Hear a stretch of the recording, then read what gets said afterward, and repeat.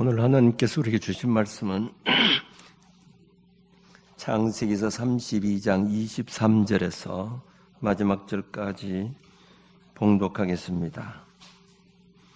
창세기서 32장 23절에서 32절 마지막 절까지 봉독하겠습니다.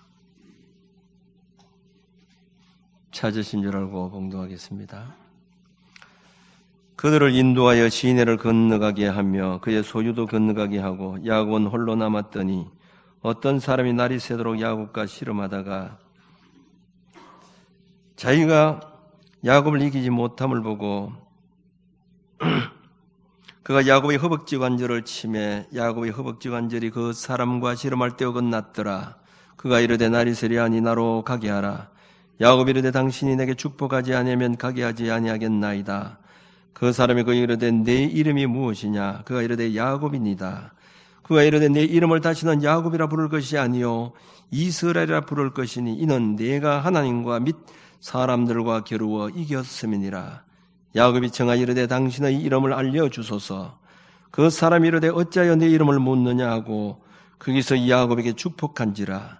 그러므로 야곱이 그곳 이름을 브니엘이라 하였으니 그가 이르기를 내가 하나님과 대면하여 보았으나 내 생명이 보존되었다 함이더라. 그가 브니엘을 지날 때에 해가 돋았고 그의 허벅다리로 말미암아 절었더라. 그 사람이 야곱의 허벅지 관절에 있는 둔부의 힘줄을 쳤으므로 이스라엘 사람들이 지금까지 허벅지 관절에 있는 둔부의 힘줄을 먹지 아니하더라. 아멘. 이 말씀을 통해서 내주실 줄로 믿습니다. 할렐루야 찬양대 찬양 있겠습니다.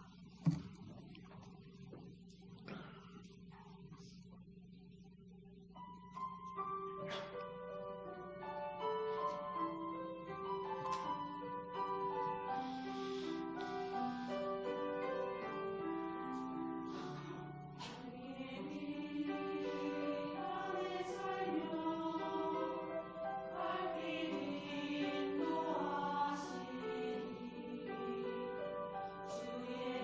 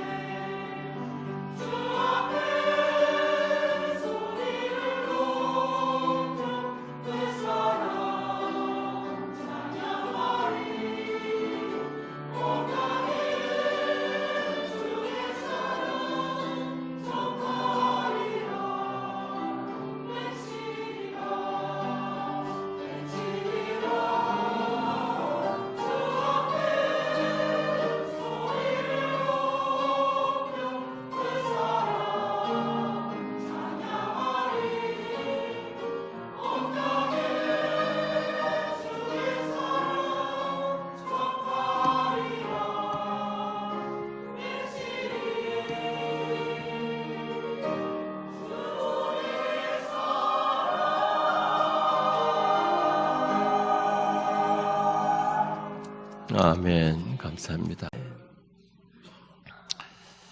이미 고인이 되었습니다마는 전 문화부 장관으로 계시던 이어령 씨의 그 딸 이미나 변호사가 쓴 책 가운데서 땅에서 하늘처럼 하는 그 책이 있는데, 그 책에 보면 자기가 결혼할 때 또 간증과 같은 그런 얘기를 다룬 내용이 있습니다. 그는 결혼을 해서 바로 미국으로 건너가게 되었는데, 그의 아들이 셋이가 있었는데 둘째 아들이 자폐증이 걸렸습니다. 그리고 자기도 망막박리 현상이라고 하는 이 병이 걸렸는데, 이 망막에 있는 이 망막이 박리 현상이라고 하는 것은 안구 안쪽에 있는 이 망막이 자꾸 떨어져 나갑니다. 그래서 결국 시력을 잃게 되는 그런 병이 걸렸습니다. 그래서 자기 아들도 자폐증인데다가 자기도 시력을 잃고 장님이 될 상황이니까 참 무슨 줄을 잡으려고 이렇게 하는데, 예수 믿는 사람이 예수 믿으면 해결될 수 있다고 하는 그 얘기를 듣고는 예수를 믿고 예수를 영접하게 되었습니다. 그리고는 예수를 믿고 나니까 사람들이 어떤 집회에 가는데, 그 집회에 가니까 자기 아들과 비슷한 자폐증도 막 고치고 막 이렇게 하니까 눈이 번쩍 뜨이게 된 겁니다. 그래서 예수를 영접하고 예수 예배 드리고 그도 하나님께 기도하고 헌금하고 이렇게 다녔습니다마는 전혀 그 마음에 기쁨도 없고 문제도 하나도 해결되지 않는데, 어느 날 성령의 역사가 강하게 이 집회 가운데 임하게 된 겁니다. 그래서 하나님이 큰 은혜를 체험하고는 하나님과 새로운 관계를 형성하고 난 다음에 2007년도에 아들 자폐증이 깨끗하게 치료가 되었습니다. 그리고 자기도 눈에 있는 이 망막 박리 현상이 깨끗하게 낫게 된 겁니다. 그런 은혜를 체험하니까 그는 변호사를 다 치워버리고 신학을 해서 결국 목사가 되었죠. 이미 한 2년, 3년 전인가 그 암으로 인해서 돌아가셨습니다마는, 그래서 목사가 되었는데, 그렇게 완악했던 그 아버지도 내 딸이 원한다 하면 나도 예수 믿겠다. 그렇게 해서 결국은 이어령 씨도 일본에서 우리 한국 목사님들을 통해서 하영조 목사님이라는 이런 분들에게 세례를 받고 예수를 믿고 결국 돌아가시게 되었는데, 똑같이 신앙생활하지만은 신앙생활하는 그것이 중요한 것이 아니고 하나님과 올바른 관계가 돼야 된다. 그러니까 하나님과 올바른 관계를 맺고 예배를 내가 예배가 다르더라는 겁니다. 기도가 달라지더라는 거죠. 헌금이 달라지더라는 겁니다. 우리가 사람이 살아가면서 어떤 목적을 이루기 위해서는 다 수단과 방법이 다 필요합니다. 어떤 사업을 시작하는 사람이 무조건 내가 사업을 하나 해야 되겠다, 이렇게 해서 사업의 문을 여는 사람이 없습니다. 어떤 사업을 해야 좋을까, 그리고 지금 이 고객들이 무엇을 요구하고 있는지, 그리고 어떤 방법을 할 것인가, 철두철미한 이 수단과 방법이 있어야 됩니다. 어떻게 해야 되겠다는 계획도 없이 무조건 문을 열면 100이면 100 다 실패로 돌아갈 수밖에 없습니다. 정치에 입문하는 사람들도 마찬가지입니다. 나는 이번에 시의원에 내가 한번 출마를 해야 되겠다.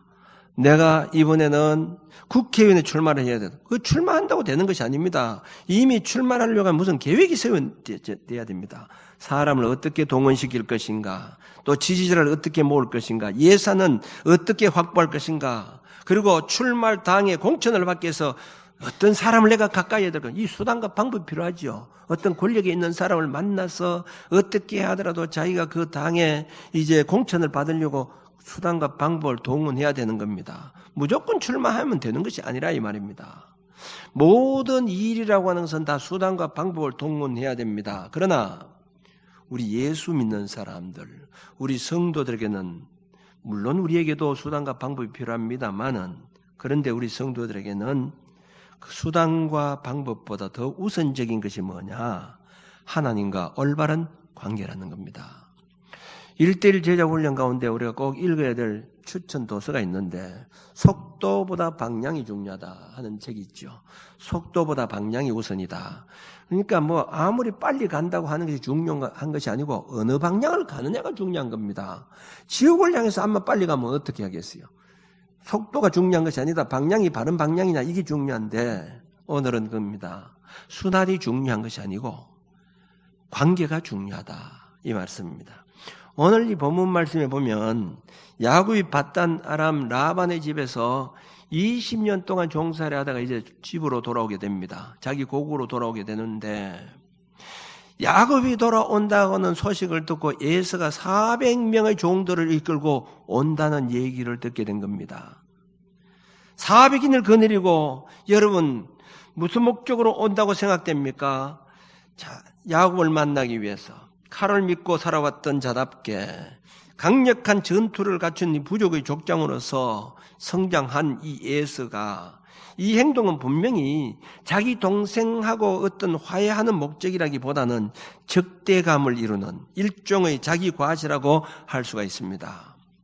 창세기 13장에 보면 아브라함의 조카 롯이 아브라함과 헤어지는 장면이 나옵니다. 이제 헤어져서 롯은 소돔과 고모라를 살게 되는데 이 자기 롯이 살고 있는 소돔과 고모라 지역 사람들과 그 이웃 나라들이 전쟁이 일어나게 된 겁니다. 연합 전쟁이 일어났어요. 소돔과 고모라를 동조하는 나라와 반대하는 세력들이 전쟁이 일어나게 됐는데 결국은 이 소돔성이 패하고 맙니다. 패하면서 이 소돔성에 살고 있던 이 롯의 식솔들이 전부 포로로 다 잡혀갑니다. 그러니까 그 소식을 듣고는 아브라함이 자기 집에서 길러온 종들이고 식솔들입니다. 318명을 데리고 가서 롯이 포로로 잡혀간 곳에 가서 그들을 다 잡아옵니다. 다 데리고 옵니다. 318명. 그때 포로로 끌려간 롯을 찾기 위해서 318명 식솔들을 보냈는데 지금 에서는 야곱을 만나기 위해서 400명이 동원됐다는 거죠. 400명이 동원된 목적이 뭔가 한번 생각해 보세요. 이제 그동안 한 20년 동안 동생을 만나지 않았기 때문에 오래간만에 동생을 만나게 됐으니까 종들을 데리고 대대적으로 환영해야 되겠다고 생각하고 갔겠느냐 이 말입니다. 그는 이제까지 야곱이 도망친 이유가 무엇 때문입니까? 형을 속이고 장자의 명분을 빼앗고 그래서 죽이려고 했기 때문에 도망을 쳤다 이 말입니다. 그래서 과거 야곱이 자기를 속이고 장자의 명분을 빼앗겼기 때문에 그 원한을 가지고 보복하려고 하는 그런 마음으로 지금 오고 있다고 하는 사실을 알게 된 겁니다. 그러니까 이 야곱이 얼마나 염려되고 걱정이 되지 않을 수가 없잖아요. 그래서 이 야곱은 지금 고향을 오면 형을 만나야 되는데 어떻게 형을 만날까? 그렇게 해서 형을 만나기 위해서 인간적인 온갖 수단과 방법을 다 동원하게 된다는 거죠. 자, 오늘 이 본문에 나오는데 야곱이 형을 만나기 위해서 선물을 첫째는 준비를 합니다. 창세기 32장 14절부터 쭉 나오는데 형을 위해서 어떤 선물을 준비하는 거니까 암염소가 200마리, 암양이 200마리, 순양이 20마리, 젖나는 낙타가 30마리, 그리고 새끼든 얌소가 40마리, 황소가 10마리, 암나귀가 20마리, 그 새끼 나귀가 10마리. 저는 이걸 보면 자꾸 관심이 가지고 이 얼마쯤 되겠나 싶어서 한 번씩 계산돼 보거든요. 요즘은 보신탕을 사람들이 안 먹으니까 전부 염소탕을 많이 먹는데요. 그 염소가 헐할 때는 30만인데 지금 70만 원 정도 하는데 염소를 70마리 난 30만 원 정도로 계산됐는데 소는 한 1,000만 원 정도 하고 뭐 양 같은 거 한 50만 원 이래 쭉 제가 계산돼 보니까 한 15억 정도 되더라고요. 15억. 그래서 한 15억 가치 되는 선물을 준비했다고 했을 때 아마 형 마음이 어느 정도 아무리 그렇게 죽이려고 그렇게 했다고 할지라도 형 마음이 좀 이렇게 누그러들지 않겠나. 이 수단이죠. 형 마음을 달래기 위해서. 자, 그런데도 불안합니다. 그래서 또 어떻게 하느냐. 이제 자기 아내 자식들 있잖아요. 그 네 종류의 자녀들이 있습니다. 여종의 아들들이 있고, 그 다음에 라헬의 그 언니의 자녀들이 있고, 자기가 제일 사랑하는 아내는 라헬입니다. 라헬의 아들 요셉과 베냐민이 있는데, 자, 두 종들을, 그것도 1대2대로 나누었습니다. 첫 1대의 반을 재산을 가지고 앞을 갑니다. 가면 형을 만나게 됩니다. 너희들 누구냐? 이렇게 하면, 예, 우리는 야곱의 종입니다.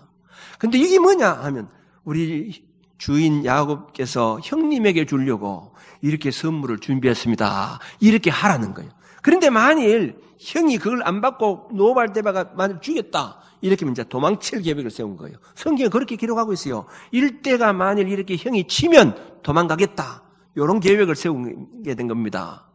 그런데 형이 그런 일이 없고 또 이래 오다 보면 또 2대를 만나게 되는 거예요. 종들을 만나게 되면 이게 또 뭐냐? 아, 우리 주인이 형님에게 주려고 이렇게 선물 준비했습니다.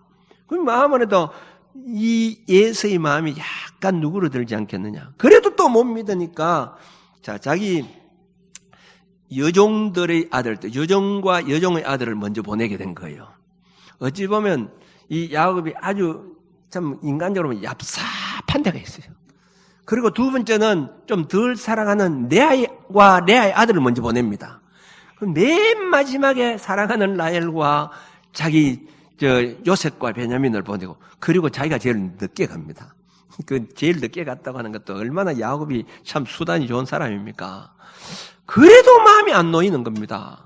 그러니까 그는 야복강가에서 하나님께 기도합니다. 그런데 어떤 사람이 야곱에게 와서 실험했다 했는데 여기 어떤 사람은 하나님입니다. 왜냐하면 버니엘, 내가 하나님을 만났다 이렇게 했기 때문에 하나님으로 봅니다. 하나님을 붙잡고 하나님, 나 지금 하나님께서 복을 내려주시지 않으면 나 이 손 안 놓습니다. 막 이렇게 했죠. 근데 그날 밤에 하나님께서 너 이름 뭐냐? 예, 야곱입니다. 앞으로 야곱이라고 하지 말고 이스라엘 하라. 이런 하나님의 응답을 받게 됩니다. 이 응답은 다른 말로 말하면 야곱에게는 내가 이제 너하고 함께 하겠다 이런 뜻입니다. 그래서 야곱이 이제 만나게 되는데 형을 딱 만나고 난 다음에 야곱이 또 어떻게 하냐. 7번 거기 막 절합니다. 아마 형님 만나니까 또 하나님 보는 것 같습니다. 그 내용이 그런 거 나오거든요. 막 그렇게 하니까 형님이 야곱을 붙잡고 막 웁니다. 막 너무너무 기뻐서. 그래서 형도 울고 야곱도 울고 막 이렇게 했습니다. 자, 여기 보세요. 에서가 야곱을 처음 만나러 올 때에 그런 자세로 왔을까요?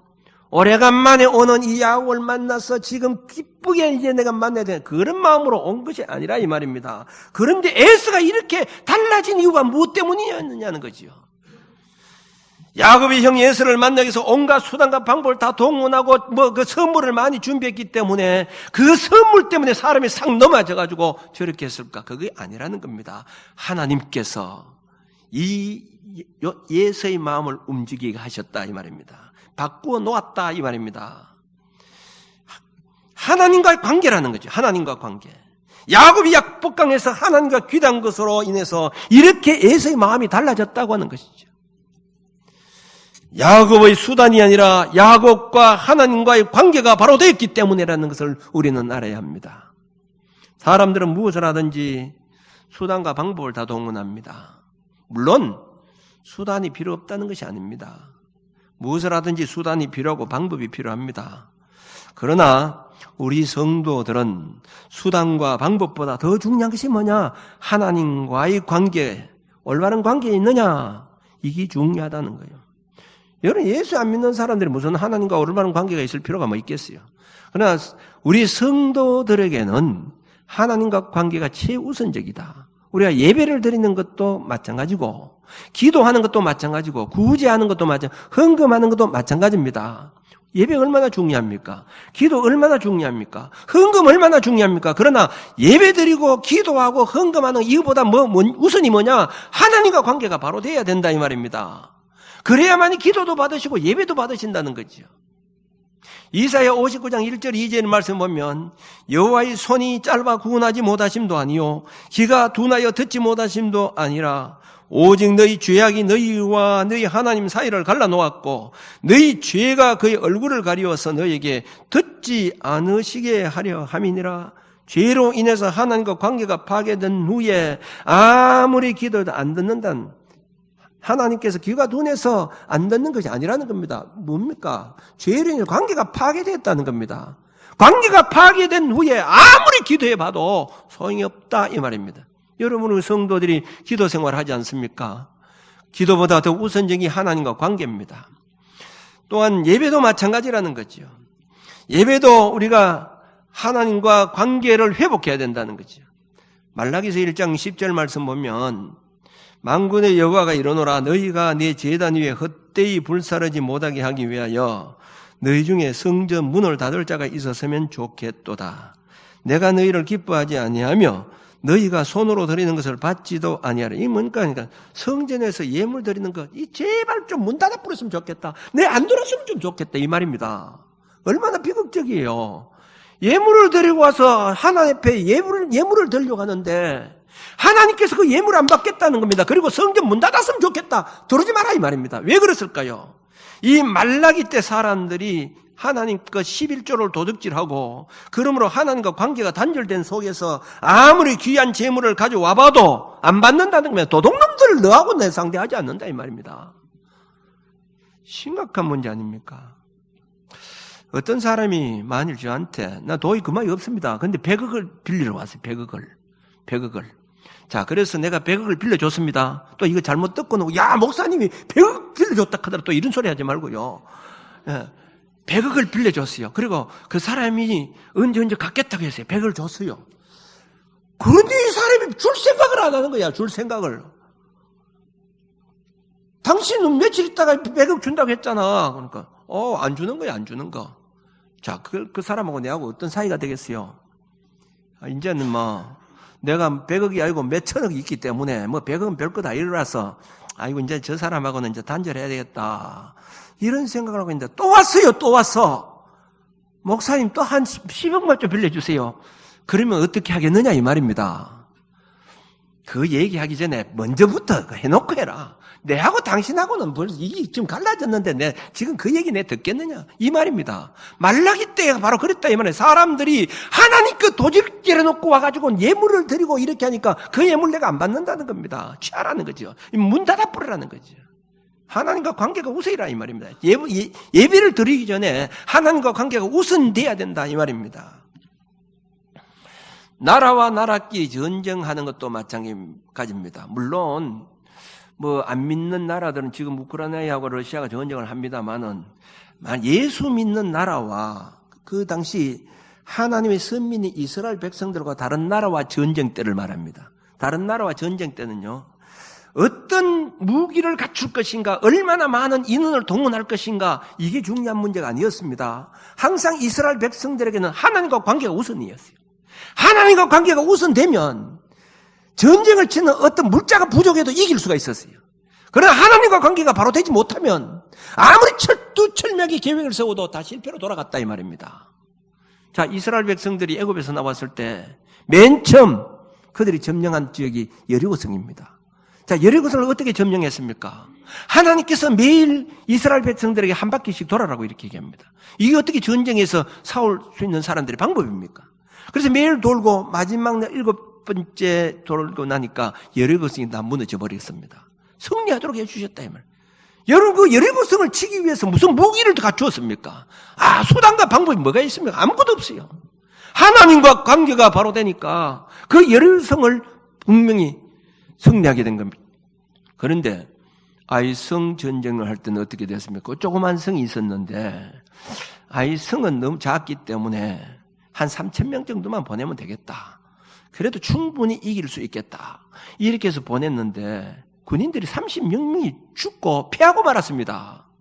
여호수아가 깜짝 놀랐습니다. 어떻게 이런 일이 있단 말이지. 그렇게 큰 여리고성도 우리가 점령했는데 저 조그만 아이성이 실패로 돌아갔다고 이렇게 했는데 원인이 무엇입니까? 아간이라고 하는 사람이 하나님께서 분명히 금했던 이 여러성을 점령할 때에 일절 물질을 취하지 말라고 했는데 훔쳐놓고 자기 집에 숨겨 놓았습니다. 그러니까 하나님께서 그런 얘기했죠. 그것이 관계가 회복되지 않으면, 그 문제가 해결되지 않으면 절대로 함께 하지 않겠다. 그렇게 해서 결국은 그 아간과 그의 식구들 데리고 그의 모든 재산을 다 가지고 가서는 아골골자에 가서 재산을 다 불질러버리고 그 자녀들과 이 아간은 돌로 다 쳐 죽여버렸습니다. 이것을 해결하고 난 다음에 아이성이 성공을 돌아갔다니, 이 말이 뭡니까? 하나님과 관계가 회복되지 아니하면 아무리 조그만 나라도 이길 수 없다 이 말이에요. 전쟁도 이길 수 없다. 하나님과 관계가 우선이다 이 말입니다. 여러분, 권력이라고 하는 것도 마찬가지입니다. 세상 사람들과 다른 게 뭐냐? 세상 사람들은 다 수단과 방법을 동원해야 된다는 겁니다. 그러나 하나님의 백성들은 그것보다도 하나님 관계를 우선해야 됩니다. 다윗이 이스라엘 왕이 되려고 수단과 방법을 동원했습니까? 그는 왕이 되려고 노력한 것이 없습니다. 그는 베들레헴에서 양을 치는 목자에 불과했습니다마는 하나님께서 그 다윗을 이스라엘 왕으로 세워주셨습니다. 요셉이 애굽의 총리 대신 될 수 있었던 것은 요셉이 총리 대신 되려고 힘쓰고 노력하고 수단과 방법을 동원한 것이 아니라 이 말입니다. 하나님께서 이 요셉을 애굽의 총리로 세워주셨고, 모르드게도 마찬가지입니다. 파산 나라의 총리가 된 것은 그들의 어떤 권력을 잡으려고 인간의 어떤 수단과 방법을 다 동원한 것이 아니라 하나님과 올바른 관계를 이룰 때 하나님께서 그를 세워주셨다고 하는 것이죠. 그런데 압살롬을 한번 보세요. 압살롬은 그저 아버지 자리를 뺏으려고 온갖 수단과 방법을 다 동원하죠. 자기 아버지에게 재판을 받으러 가는 사람들에게 중간에 딱 찾아서 어디 가느냐? 재판 받으러 갑니다. 그 가봐야 소용없다. 내한테 얘기해라. 내가 다 해결해 주겠다. 그래 모든 민심을 다 뺏어버립니다. 여기 수단이죠. 그래서 사람의 민심들을 다 뺏고 자기가 왕이 되게 된 겁니다. 그런데 얼마 갔습니까? 얼마 가지 못해서 망하고 말았다는 거지. 여러분, 이 수단과 방법도 어느 정도는 목적을 이룰 수가 있습니다. 하나님의 백성들이 수단과 방법을 동원해도 어느 정도 목적을 이룰 수가 있다 이 말입니다. 압살롬은 어느 정도 왕이 되었습니다. 그러나 하나님과의 관계가 바로 되지 못한 자기 목적을 이루게 된 수단과 방법으로 목적을 이룰 때 그건 저주라고 하는 사실을 알아야 된다는 거지. 저주가 된다 이 말입니다.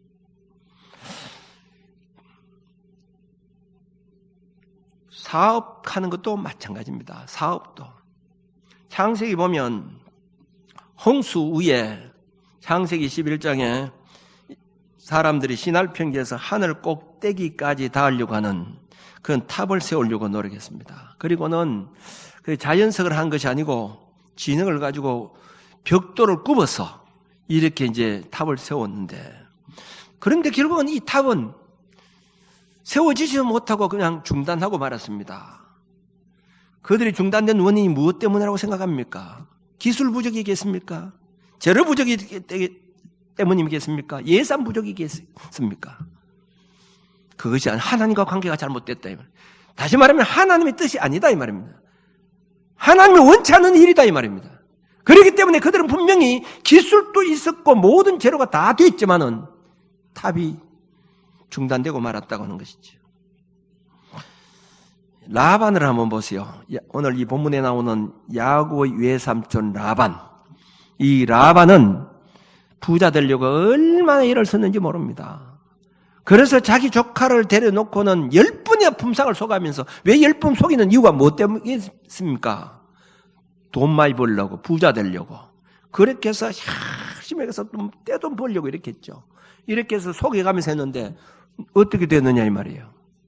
인간의 수단과 방법을 다 동원했지만은 하나님과 관계가 잘못되어 있었기 때문에 그 모든 재산이 다 야곱으로 다 넘어가 버리고 말았다는 거죠. 여러분, 야곱이 그 자기가 외삼촌 그 재산 빼앗으려고 노력했습니까? 노력하지 않았다 이 말입니다. 하나님과 관계가 바로 되어 있으니까 하나님께서 이 야곱에게 부어주셨다는 거죠. 부어주신 겁니다. 자식들도 그렇게 해서 주셨고 모든 재산도 그렇게 했잖아요. 성경에 보면 분명히 하나님께서 나에게 그렇게 주셨다 이렇게 했습니다. 하나님과 관계가 되니까 사업도 이렇게 번성해지게 되었다 이 말입니다. 야고보서에 보면 어떤 사람이, 장사하는 사람이 계획을 세웁니다. 자, 어느 도시에 가서 내가 장사를 해서 이익을 남길까? 이렇게 생각하고 있는데, 그것을 완벽하게 그 사람이 계획을 세우죠. 어느 장소에 가서 무슨 장사를 할까? 그런데 그렇다고 해서 되는 것이 아니라는 겁니다. 아침 시간부터 벌써 꾸벅꾸벅한 사람들이 제법 있네요. 내가 이 말씀을 잘못 전해서 그랬나? 아침 시간부터 벌써 꾸벅꾸벅 졸고 있는 사람들이 있어요. 그런 사람들을 보면 제가 용기가 펑펑 납니다, 지금. 자, 어느 도시에 가서 내가 장사의 이익을 보래. 이게 뭡니까? 수단입니다. 어떻게 내가 장사할까? 무슨 장사할까? 어떻게 하면 내가 장사 잘 될까? 요 수단과 방법. 그러나 이렇게 했습니다. 하나님께서 너희가 도리어 말하기를 주의 뜻이면 우리가 살기도 하고 이것이나 저것이나 하리라 할 것이거늘 이렇게 했어요. 이게 뭐냐? 네 암만 계획 세워도 하나님과 관계가 안 되면 안 된다는 거예요. 마태복음 너희는 먼저 그 나라와 그 의를 구하라. 그래야만 이 모든 것을 너희에게 더하시라. 이 말씀이 무슨 말씀입니까? 하나님과 관계를 해라. 그러면 모든 것이 잘 된다 이 말입니다. 관계가 바로 되지 않으면 안 된다 이 말이죠. 여러분 건강도 마찬가지입니다. 내가 건강하려고 얼마나 노력하고 애씁니까? 그 수단과 방법이 중요한 것이 아니라 하나님과 올바른 관계가 중요하다 이 말입니다. 히스기야가 병들었습니다. 병들었다고 하면 의사를 찾아가고 좋은 약을 찾아가고 뭐 이렇게 해야 되는데 히스기야는 성전에 가서 하나님께 부르짖고 기도했습니다. 다시 말하면 부르짖고 기도했다고 하는 하나님과 관계를 바로 했다 이 말입니다. 하나님께서 그 히스기야에게 무화과나무를 그 환부에 대라 이렇게 했는데 이 무화과나무는 하나의 방법입니다만은 하나님과 관계가 바로 되고 난 다음에 수단과 방법이 그게 유용한 겁니다. 하나님과 관계가 바로 되지 않는 수단과 방법은 망하는 것이라는 것을 알아야 됩니다. 물론 하나님께서도 하나님과 관계가 되면 수단과 방법을 다 주셔요. 다 주신다 이 말이에요. 그러나 하나님과의 관계가 우선이라 이 말입니다. 뭐든지. 그렇게 했을 때 이 히스기야는 어떻게 하면 내가 치료될 것인가 의사를 찾는 것이 아니라 하나님께 부르짖고 기도했을 때 하나님께서 그 병을 깨끗하게 치료시켜 주셨다고 하는 사실입니다. 마태복음 5장에 보면 12해를 혈루증 걸린 사람이 나옵니다. 마가복음 5장 25절에서 27절에 이런 말씀이 있습니다. 12해를 혈루증으로 알아온 한 여자가 있어 많은 의사에게 많은 괴로움을 받았고 가진 것도 다 위하였으니 아무 효험도 없고 도리어 더 중하여졌더라 이렇게 했습니다. 많은 의사란 말은 뭡니까? 어느 의사에게 찾아가면 내 병이 고칠까? 이 의사 좋다 하면 이 의사 찾아가고 저 의사 찾아가고 어떤 약을 먹으면 좋다고 하니까 그 약을 막 돈을 줘가면서 약을 지어가면서 이렇게 먹었다 이 말입니다. 그런데 12년 동안에도 낫지 않더라는 겁니다. 온갖 수단과 방법으로 그 혈루증 나으려고 노력했지만 안 되더라는 겁니다. 그런데 그가 예수를 만나고 난 다음에 깨끗하게 치료됐다 이 말입니다. 이 말은 뭡니까? 주님과 관계가 되니까 해결되더라 이 말입니다. 우리 건강의 문제도 마찬가지입니다. 예수 믿는 사람들은 물론 우리가 방법이 필요 없는 것이 아닙니다. 하나님과 관계 우선하라 이 말입니다. 지금 우리 교회는 후임 목회자를 선정하기 위해서 청빙 조건과 여러 가지 수단과 방법을 동원해 보고 있습니다. 수단과 방법이 필요 없다고 하는 말이 아닙니다. 그것보다 우리 교회가 하나님과 관계를 바로 해야 된다는 거죠. 저는 분명한 사실은 이겁니다. 우리 교회가 청빙위원이나 우리 교인들이 정말 하나님 말씀에 바로 서 있다고 하면 하나님께서 분명히 필요한 종을 보내주실 것이다 이 말입니다. 그러나 우리 교회가 말씀에서 바로 서지 못했다고 하면 청빙위원회가 인본주의로 살아간다고 하면 하나님께서 절대로 그런 자를 보내지 않는다는 거죠. 관계가 중요하다 이 말입니다. 어떤 방법 수단이 중요한 것이 아니라 이 말입니다. 물론 수단과 방법을 통해서 될 수도 있습니다. 요즘 저한테 전화를 많이 와요. 100년에 전화하는 사람이 전화 목사님 한번 만났으면 좋겠다 이래. 뭐 얘기 들어보면 전부 아이고 목사님 후임자 모시러 가는데 저한테 저한테 얘기하면 막 될 줄로 생각하고 있어요. 내가 다행이요. 내가 청빙위원회 내가 어떤 영향력을 안 주는 게 얼마나 다행스럽다고 하는 걸 느꼈어요. 왜냐하면 전부 다 내한테 얘기하는 그 내하고 가까운 사람인 줄 알고 내 정도는 얘기하면 들어주겠는데 그러면 누구 다 목사님 한 6분 여기 담임 목사 왔으면 좋을 것 같아. 이 사람 정하면 또 오락하고 이 사람 오락하면 오락하고 있는데 누구를 거절하겠느냐 이 말이에요. 누구를 거절하겠느냐. 내가 내 영향력이 없습니다. 청빙위원회 다 알아서 하는 문제 모든 이력을 내세요. 인간의 수단과 방법으로 해서 할 수도 있어요. 그래서 어떤 사람이 와가지고 많이 내한테 하면 저도 내 방법으로 저 사람 집에 넣어야 되겠다. 그리고 그 사람이 또 청빙위원들을 가는데 이 사람 만나고 저 사람 만나고 해서 청빙위원들이 그 사람 했다. 인간적인 방법 들어올 수 있어요. 저주입니다. 하나의 저주라는 것을 알아야 돼요. 우리 교회에서 종종 우리가 중직자를 선택할 때도 그렇습니다. 중직자를 선택할 때도 하나님과 관계가 바로 되어 있어야 됩니다. 그래서 그 중직자가 될 사람은 늘 기도하는 건 하나님께서 만일 정말 이 교회의 중직자로 세워주시다면 충성하겠습니다. 그러나 하나님 원치 않으면 절대로 안 되게 해주세요. 이래야 되는데요. 자격도 없는 사람이 와가지고 이 사람한테 오늘 점심 식사 좀 대접하겠다고 점심 식사도 사주고 평생에 안 한 사람이 온갖 인간적인 방법 동원합니다. 그리고 교회 제대로 안 온 사람들도 내 이번에도 했는데 와가 꼭 내 찍어라. 안 오던 친척들, 자녀들 다 불러가지고 합니다. 인간적인 수단과 방법이죠. 될 수 있습니다. 저주라는 것을 알아야 됩니다. 하나님과 관계가 바로 되지 못한 수단과 방법은 저주다 이 말입니다.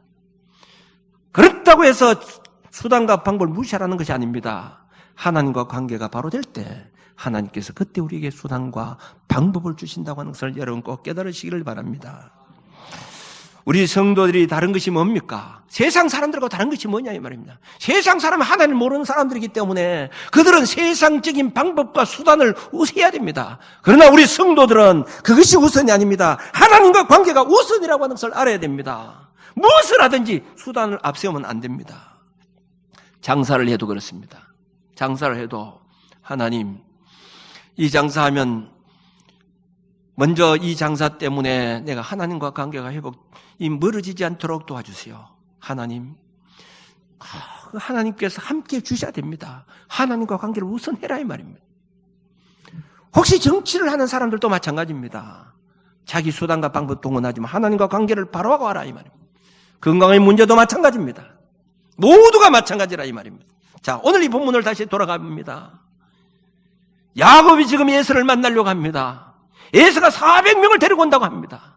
인간적인 온갖 방법을 다 동원합니다. 선물을 준비합니다. 일대로 선물 보내고 이대로 보내고 종들의 자녀 종들을 보내고 레아의 자녀들을 보내고 라헬을 보내고 그래도 안 됩니다. 하나님께 부르짖고 기도했다 이 말입니다.